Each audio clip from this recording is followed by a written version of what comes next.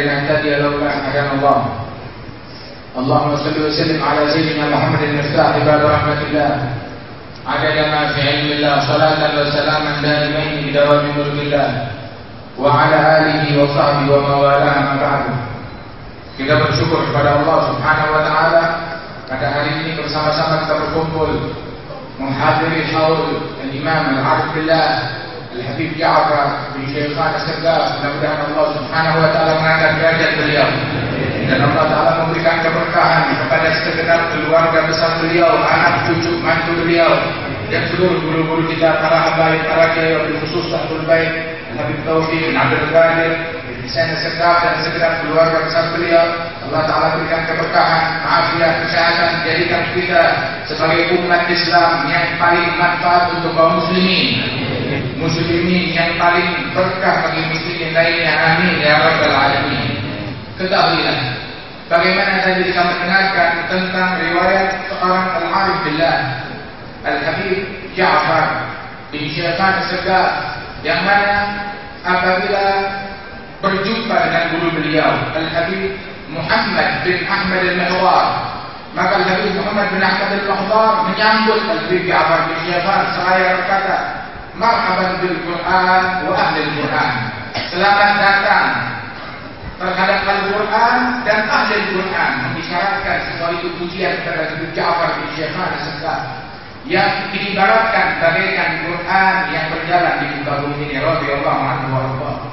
Rasulullah sallallahu alaihi wasallam datuk beliau yang mana Allah Ta'ala mengutus Nabi Muhammad sallallahu alaihi wasallam, di mana ketika Allah Ta'ala mengutus Rasulullah sallallahu alaihi wasallam, kama arsalna fikum rasulan yatlu alaikum ayatina wa yuzakkikum wa yu'allimukumul kitaba wal hikmah, di mana Allah Ta'ala mengirim Nabi Muhammad sallallahu alaihi wasallam untuk mentilawahkan, membacakan Al-Quran. Dengan berkat tilawah tersebut maka muncul yang namanya tazkiyah dan kesucian bagi umat yang menerima tilawah tersebut. Kemudian peran Rasulullah sallallahu alaihi wasallam yang ketiga setelah itu semua adalah wa yu'allimukumul kitab wal hikmah, memberikan ta'lim, mengajarkan kepada kitab dan hikmah daripada Rasulullah sallallahu alaihi wasallam. Namun semuanya itu sebagaimana Allah Ta'ala firmankan, lida'ilaha udhunun wa'iyah, ditampung, disimak oleh telinga-telinga, hati-hati yang siap untuk merekapnya, untuk menampungnya. Maka ketika turun firman Allah yang demikian tersebut, maka Rasulullah sallallahu alaihi wasallam sendiri beliau saya mengatakan, Allahumma ij'alha udhuna Ali bin Abi Thalib. Ya Allah, jadikan telinga ini, telinga yang bisa menampungnya, yang bisa meresapnya adalah telinga dan hatinya Ali bin Abi Thalib karamallahu wajhahu wa radiya anhu. Sehingga setelah wafatnya Rasulullah sallallahu alaihi wasallam, banyak orang-orang bertanya kepada Imam Ali bin Abi Thalib tentang ahlul bait Rasulullah sallallahu alaihi wasallam. Hal khussistum bi syai' dunana? Apakah kalian wahai para ahlul bait memiliki sesuatu yang diistimewakan dari Rasulullah sallallahu alaihi wasallam yang tidak kita miliki? Maka Sayyidina Ali mengatakan, la illa fahmun utiya ahaduna fi kitabillah. Tidak ada sama saja kecuali satu tambahan. Allah Ta'ala anugerahkan kepada kita pemahaman yang lebih mendalam di dalam Al-Quran, kata Imam Ali bin Abi Thalib. Sehingga Imam Abdul bin Al-Haddad beliau bagaimana menyebutkan di dalam syahid dan pujian beliau mengisyaratkan kepada makna yang demikian luhur, yang demikian mulia ini. Beliau mengatakan, Ahlul Baitil Mustafa Tuhri hum amanul ardi faddaki syubbihu bil anjumil zuhri mithl ma jaa fi sunan wa sakinun lin najati idza khifta min turban kulli adha fanju fiha la takunu kada wa badal arshi bihim wasal. Sampai beliau mengatakan, disebutkan bahwasanya fahmul qaum alladzina hudu wa bi fadlillah kad su'idu wa li ghairillah ma dasadu wa ma'al Qur'an ada realisasi. Itu dimaksudkan dari Imam Abdul bin Al-Haddad, mereka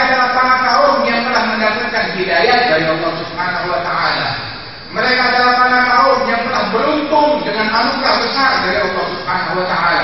Yang membuat mereka mulia, anugerah dari Allah Subhanahu wa taala, di mana Allah taala mengkhususkan anugerahnya kepada siapapun yang dikehendakinya, dan tidak ada yang mengatur Allah Subhanahu wa taala. Dan mereka para aulia tersebut, para ahlul bait, tidak punya tujuan mereka hanya kepada Allah Subhanahu wa taala. Tujuan mereka bukan kepada hal-hal duniawi, bukan kepada harta, bukan kepada jabatan, bukan kepada apapun juga. Malahum mailun wala timatun ilal thani.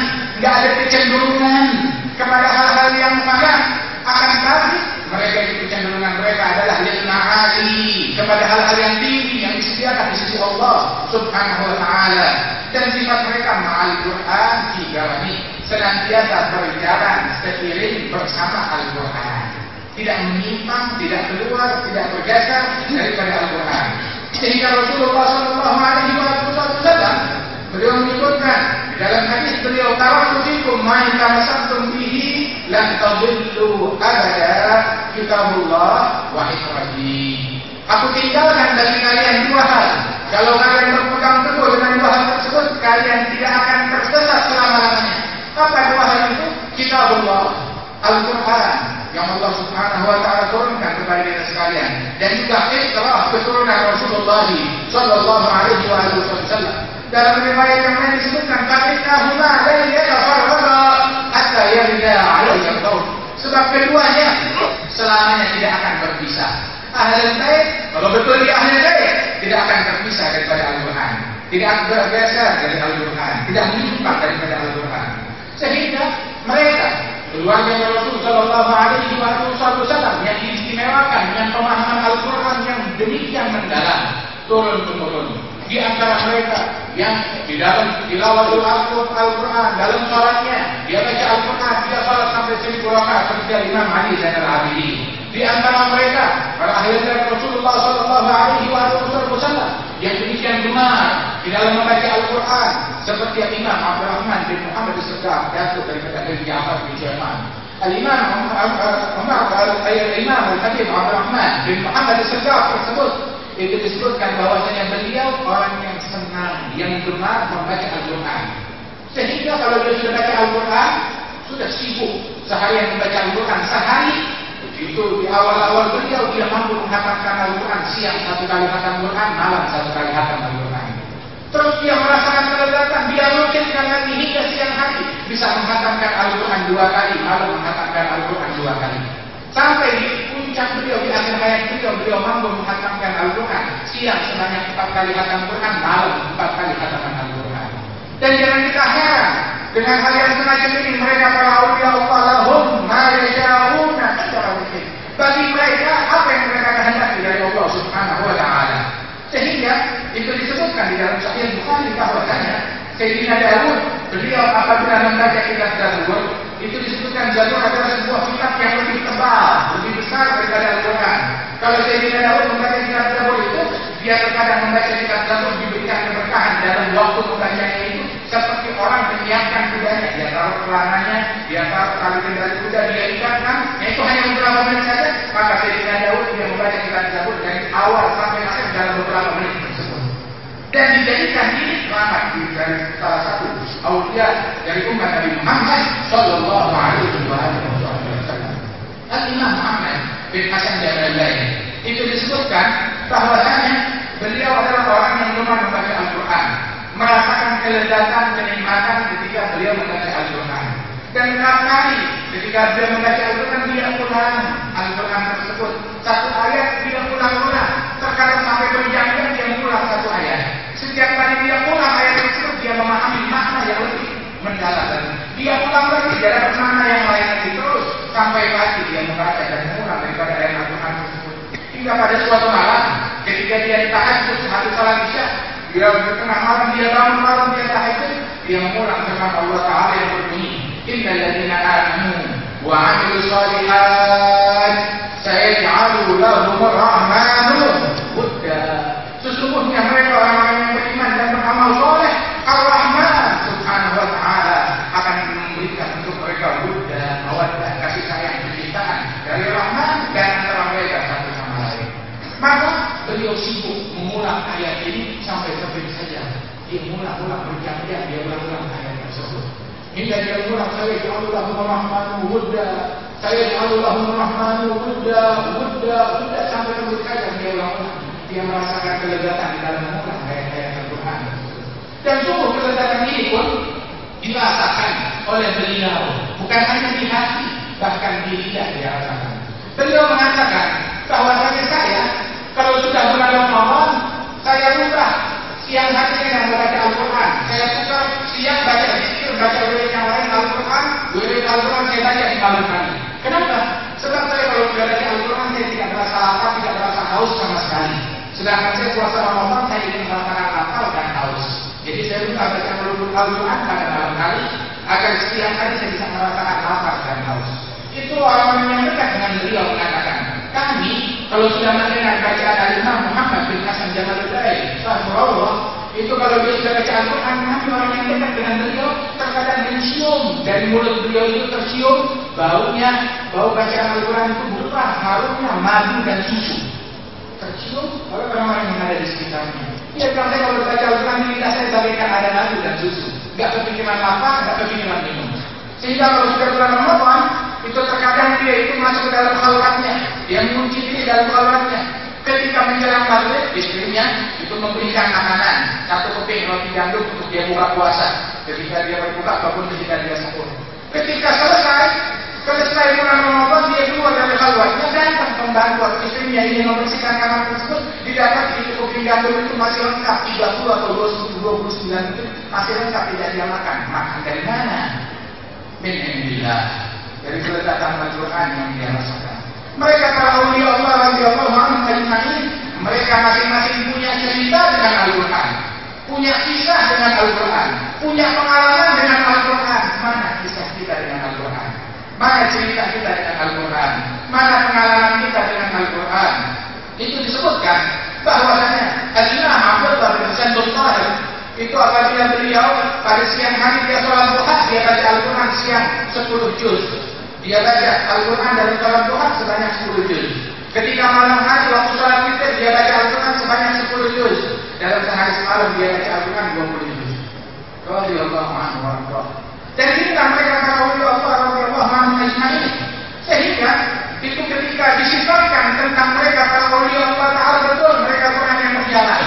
Itu ketika disebutkan tentang Imam Abdullah bin Hasan Al-Tahir wa Tahir bin Hasan Al-Tahir, itu dikatakan ini mereka adalah orang-orang yang difirmankan oleh Allah Ta'ala di dalam Al-Quran, wa ibadur rahmanil ladzina yamshuna 'alal ardi hauna wa idza khatabahumul jahiluna qalu salama wal ladzina yabituna li rabbihim sujadan wa qiyamah, sampai akhir daripada surat Al-Quran tersebut.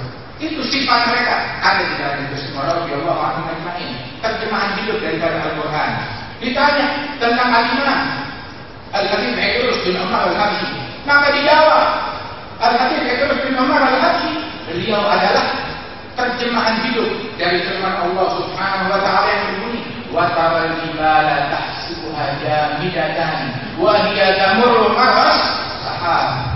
Engkau dapati gunung yang kau kira padat, namun dia berlalu seperti berlalunya awan yang demikian besarnya. Radhiyallahu anhu wa radhiyallahu. Al-Habib Ali bin Husain Al-Abbas, ketika kemarin kita hadir awal Al-Habib Husain bin Muhammad bin Tahir Al-Haddad, ada Al-Habib Ali bin Husain Al-Abbas itu menyebutkan ketika cerita tentang Al-Imam Al-Habib Husain bin Muhammad bin Tahir Al-Haddad, beliau bilang banyak orang bahwasanya mengatakan dia Habib mensifatkan sifat Al-Habib Husain, dia dermawan, sifat Habib Husain, dia ahli ibadat, ini itu dengan sifat-sifat yang mulia.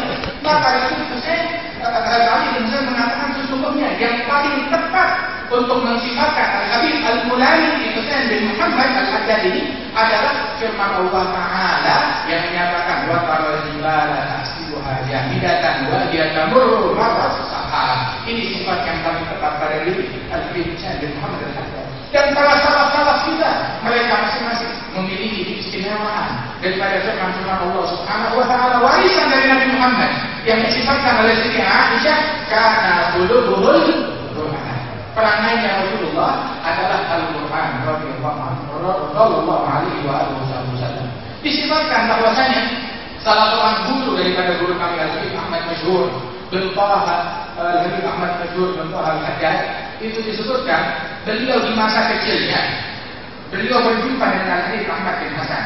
Ibunya bilang, nanti di subuh, besok subuh Al-Habib Ahmad bin Hasan saya dengar nginep di kampung, gak jauh dari kampung kita. Coba besok subuh kamu sholat di masjid itu, biar kamu bisa mendapatkan berkah dari sholat Al-Habib Ahmad bin Hasan al-Attas.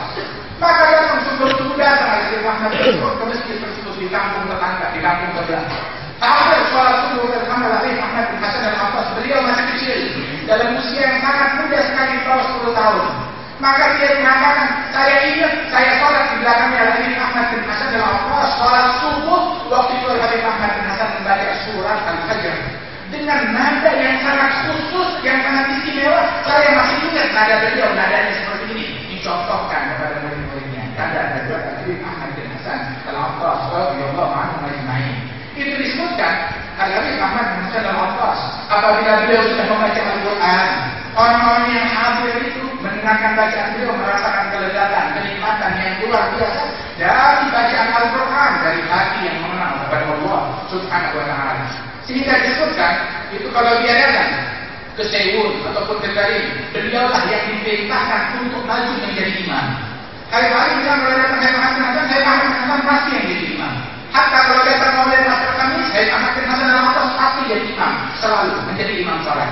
Itu hebat kan kalau sudah Habib Ahmad bin Hasan jadi imam salat, itu terkadang saya mau baca Fatihah itu setelah Habib Ahmad bin Hasan, itu saya tidak sanggup. Kenapa? Sudah asyik dengan bacaan dari Habib Ahmad bin Hasan. Hingga saya mentadbir daripada mazhab ulama yang menyatakan kalau Fatihah tidak wajib di dalam salat. Kenapa? Saking saya ingin mendengarkan secara nikmat, merasakan kelezatan dari bacaan Habib Ahmad bin Hasan al-Attas. Satu kali dia sholat dengan suara yang lantang, maka disebutkan itu di belakang ada orang-orang Badui dari pegunungan mendengarkan bacaan Habib Ahmad bin Hasan sampai tidak dirasakan mereka ikut bersenandung dan ikut bergoyang dengan menikmati bacaan daripada Habib Ahmad bin Hasan al-Attas di dalam sholat beliau radhiyallahu anhu. Itu disebutkan mereka para wali-wali Allah Taala demikian pula seperti Ja'far bin Syaitan apabila datang berdoa berjumpa dengan gurunya Al-Habib Muhammad bin Ahmad al-Mukhtar meminta beliau menjadi imam di dalam sholatnya. Kenapa? Merasakan kelezatan silsilah yang tersambung bacaannya. Mereka menyaksikan, mendengarkan seolah-olah bacaan tersebut mereka dengar dari lisannya Nabi Muhammad sallallahu alaihi wasallam. Lisan yang tersambung dengan lisan sampai kepada lisannya Sayyidul Mursalin Sayyidina Muhammad sallallahu alaihi wasallam. Nah, saudara-saudara sekalian, kisah mereka dengan Al-Quran demikian banyak. Sayyidina Umar bin Khattab radhiyallahu anhu itu dia baca Al-Quran ketika malam, ketika tahajud, itu sampai terkadang itu dia nangis histeris dalam bacaan Al-Qurannya sampai dia terjatuh dalam tahajudnya. Terkadang sampai dia sakit dijenguk. Kenapa sakit? Kenapa dijenguk? Sakit dijenguk karena sakit karena apa? Karena semalam terjatuh waktu tahajud membaca Al-Quran histeris dalam bacaannya. Radhiyallahu anhu. Itu cerita mereka dengan Al-Quran.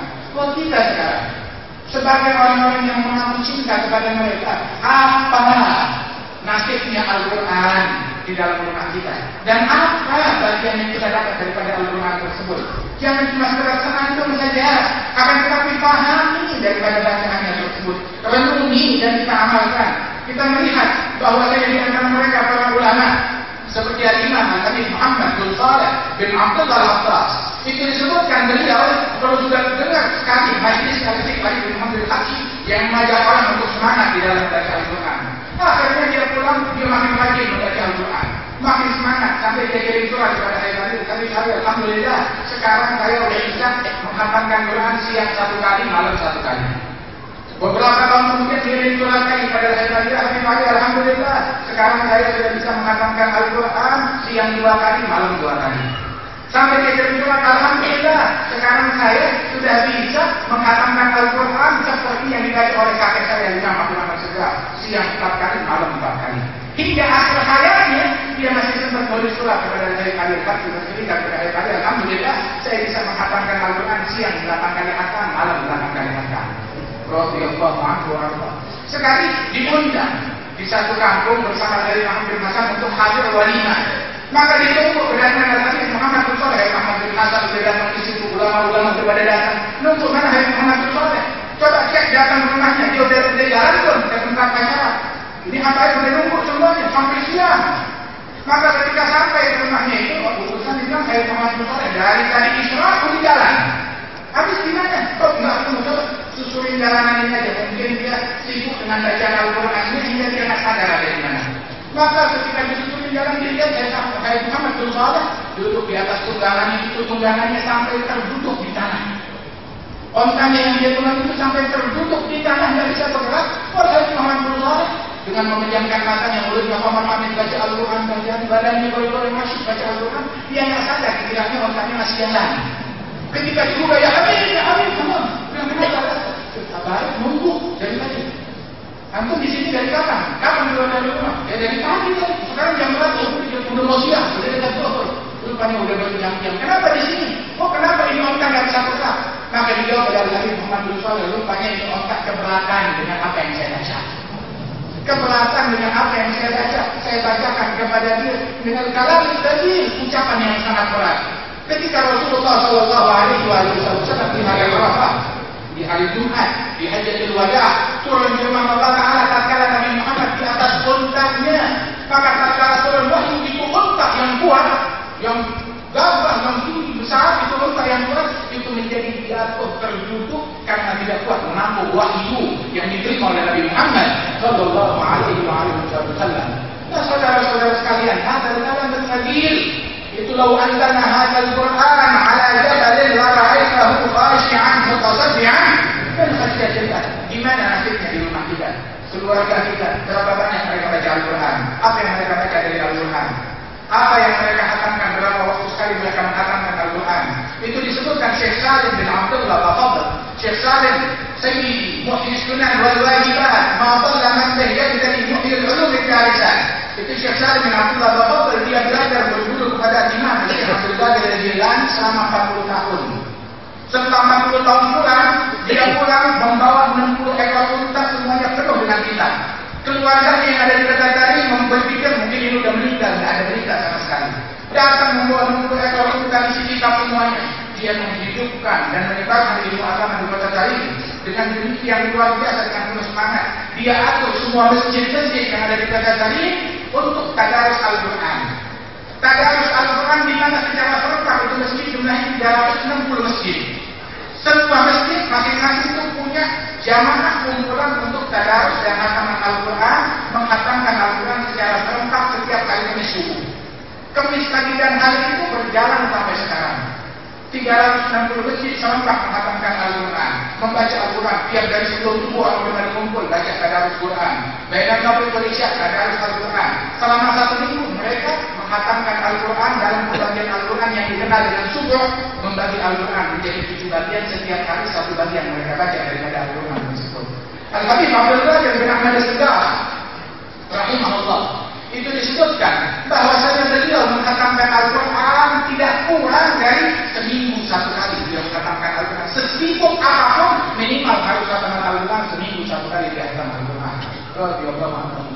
Nah karena saudara-saudara sekalian, ayo kita baca Al-Quran, kita baca Al-Quran, kita ulang Al-Quran tersebut, kita amalkan.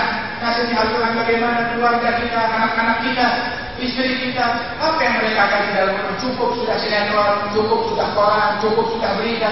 Kita nggak ditanya tentang hal-hal politik, kita nggak ditanya tentang dagang, tentang bisnis, tentang masyarakat. Urusan kita sama Al-Quran. Ayo kita tekuni, kita kaji, kita baca dengan sebenar-benarnya. Segalanya kita dapatkan di situ. Keberuntungan ada semuanya ada di dalam Al-Quran tersebut. Yang telah mendapatkan Al-Quran, menghafal Al-Quran, memiliki Al-Quran, faka'anna nubuwah udrikat baina yadayhi. Seolah-olah dia mendapatkan daripada sir dan rahasia dan keberkahan kenabian yang diberikan kepada Nabi Muhammad Sallallahu Alaihi Wasallam yang meraih daripada keberkahan tersebut. Mudah-mudahan Allah Ta'ala memberikan taufik kepada kita sekalian. Allah Ta'ala melimpahkan ridhonya kepada kita sekalian. Menjadikan kita ahli Al-Quran dan orang yang menikmati Al-Quran, merasakan kelezatan Al-Quran.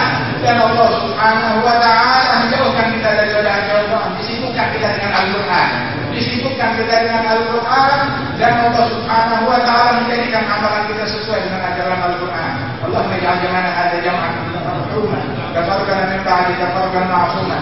ولا تجعل فينا ولا منا ولا معنا شقيا ولا محروما اللهم اهدنا بهداك واجعلنا ممن يسارع في رضاك ولا تولنا وليا سواك ولا تجعلنا ممن خالف امرك وعصاك صلى الله على سيدنا محمد النبي الامي وعلى اله وسلم الحمد لله رب العالمين والسلام عليكم ورحمه الله وبركاته.